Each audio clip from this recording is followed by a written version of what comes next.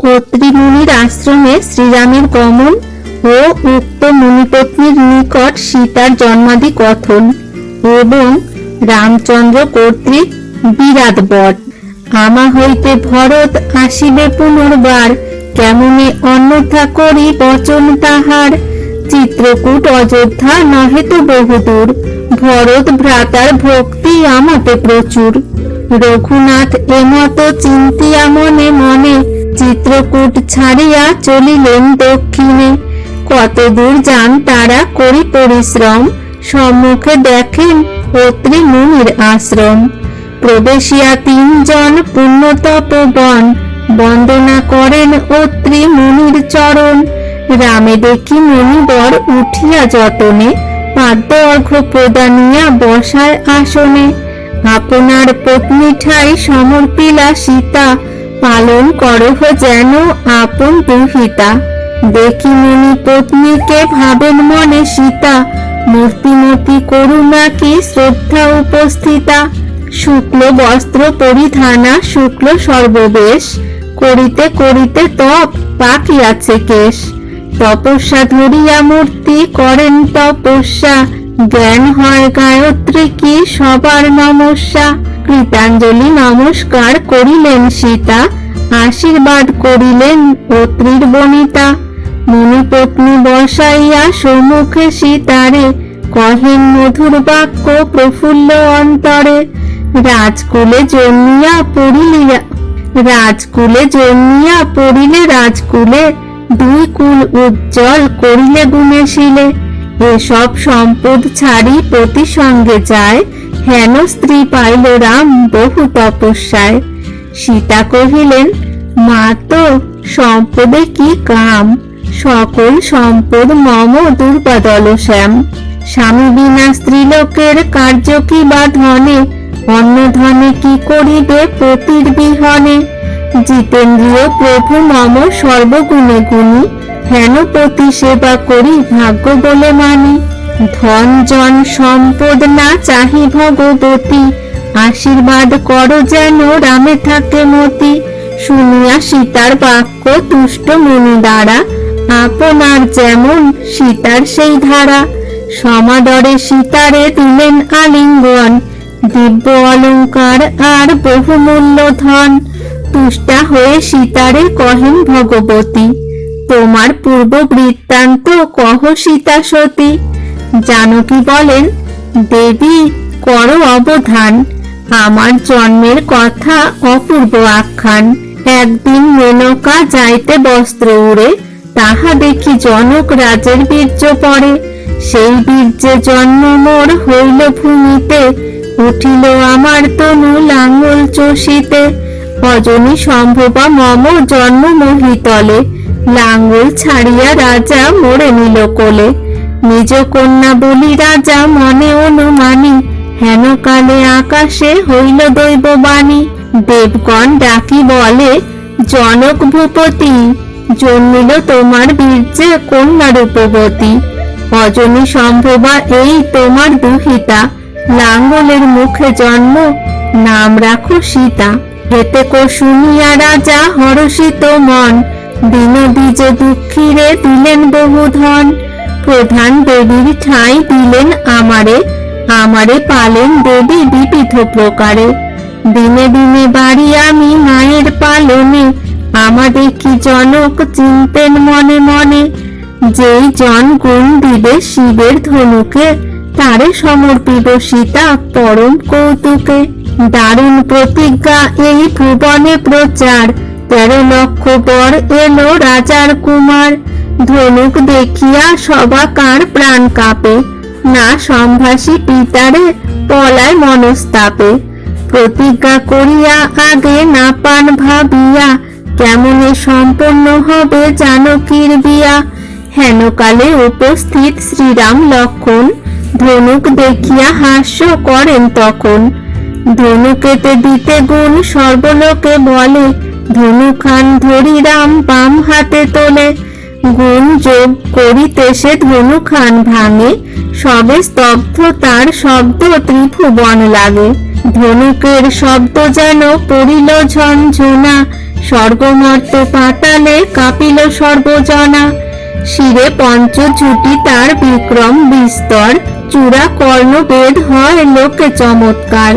বিবাহ করিতে পিতা বলিল আমারে, না করেন স্বীকার পিতার অগোচরে। রাজ্য সহ দশরথ আসিয়া সংবাদে, রামের বিবাহ দেন পরম আহ্লাদে। শ্রীরাম করিলেন আমার পানে গ্রহ, লক্ষণের দ্বার কর্ম উর্মিলার সহ। কুশধ্বজ খুড়ার যে দুই কন্যা ছিল, ভরত শত্রুঘ্ন দোহে বিবাহ করিল। ভগবতী পূর্ব কথা এই কহিলাম, হেন মতে মিলিলেন মম স্বামী রাম। এত যদি সীতা দেবী কহেন কাহিনী, পরিতোষ পাইলেন মুনির গৃহিণী। ব্রাহ্মণী সীতার ভালে দিলেন সিন্দুর, কণ্ঠে মণিময় হার, বাহুতে কেয়ুর। কর্ণেতে কুণ্ডল করে কাঞ্চন কঙ্কন, নূপুরে শোভিত হয় কমল চরণ। প্রদোষ হইল গত প্রবেশে রজনী, রামের নিকটে যান শ্রীরাম রমণী। উমা রমা নাহি পান সীতার উপমা, চরাচরে জনক দুহিতা নিরুপমা। দেখিয়া সীতার রূপ হৃষ্ট রঘুমণি, মুনির আশ্রমে সুখে বঞ্চেন রজনী। প্রভাতে করিয়া স্নান আর যে তর্পণ, তিনজন বন্দিলেন মুনির চরণ। আশীর্বাদ করিলেন অত্রি মহামুনি, কহিলেন উপদেশ উপযুক্ত বাণী। শুনো রাম, রাক্ষস প্রধান এই দেশ, সদা উপদ্রব করে দেয় বহু ক্লেশ। অগ্রেতে দণ্ডকারণ্য অতি রম্য স্থান, তথা গিয়া রঘুবীর কর অবস্থান। মুনির চরণে রাম করিয়া প্রণতি, দণ্ড কানন মধ্যে করিলেন গতি। আগে যান রঘুমণি পশ্চাৎ লক্ষণ, জনক তনয়া মধ্যে কি শোভা তখন। ফল পুষ্প দেখেন গন্ধেতে আমোদিত, ময়ূরের কেকাধ্বনি ভ্রমরের গীত। নানা পক্ষী কলরব শুনিতে মধুর, সরোবরে কত শত কমল প্রচুর।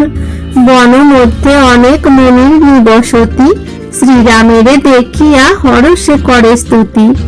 রাজ্যে থাক বনে থাক তোমার সমান, যথা তথা থাক রাম তুমি ভগবান। রম্য জল রম্য ফল মধুর সুস্বাদ, আহার করিয়া দূরে গেল অবসাদ। দেখিতে হইল ইচ্ছা দণ্ডক কানন, তিনজন মনসুখে করেন ভ্রমণ। আগে রাম মধ্যে সীতা পশ্চাৎ লক্ষণ, নানা স্থলে কৌতুক করেন নিরীক্ষণ। হেনকালে দুর্জয় রাক্ষস আচম্বিত, বিকট আকারেতে সম্মুখে উপস্থিত। রাঙা দুই আখি তার কঠোর হৃদয়, বনজন্তু ধরে মারে কারে নাহি ভয়। দুর্জয় শরীর ধরে পর্বত সমান, জ্বলন্ত আগুন যেন রাঙা মুখ খান। শিরে দীর্ঘ জটা কটা দীর্ঘ সর্বকায়, লম্বদর অস্থিসার শিরা গণা যায়। বান্ধিয়া লইয়া যায় মাংস ভার স্কন্ধে, পলায় লইয়া প্রাণ সবে তার গন্ধে। মেঘের গর্জন ন্যায় ছাড়ে সিংহনাদ, মহাভয়ঙ্কর মূর্তি রাক্ষস বিরাট। সীতায় রাক্ষস গিয়া লইলেক কক্ষে, তর্জন গর্জন করে থাকি অন্তরিক্ষে।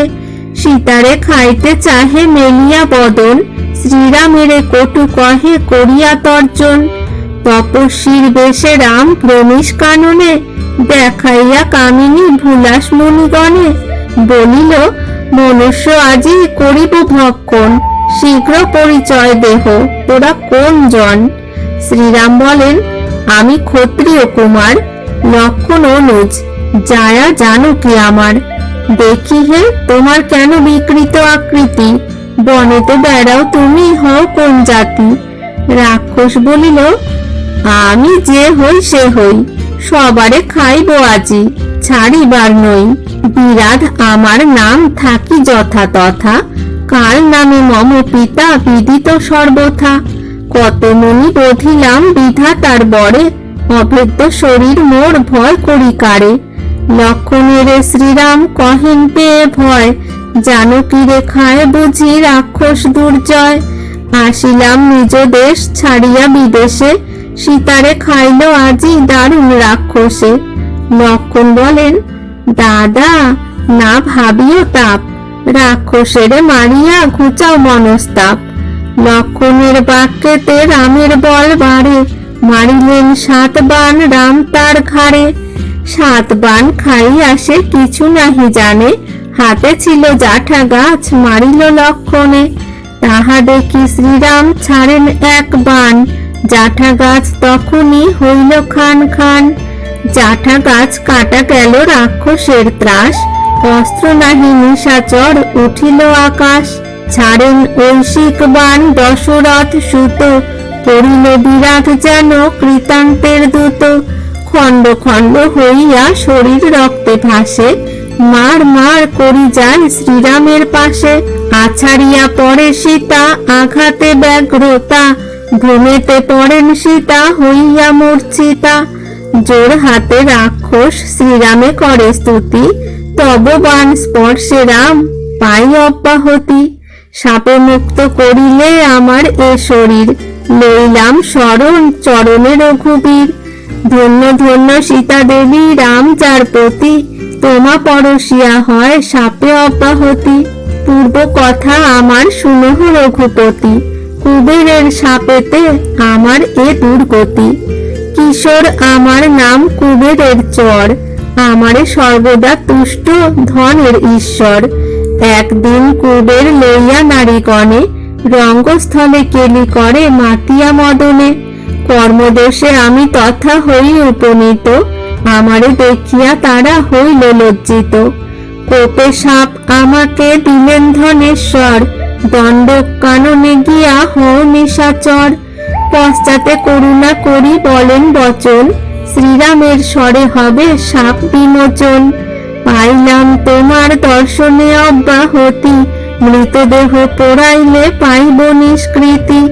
লক্ষণের উদ্যোগে দানব দেহ পুড়ে, দিব্য দেহ ধরিয়া সে দিব্য রথে চড়ে।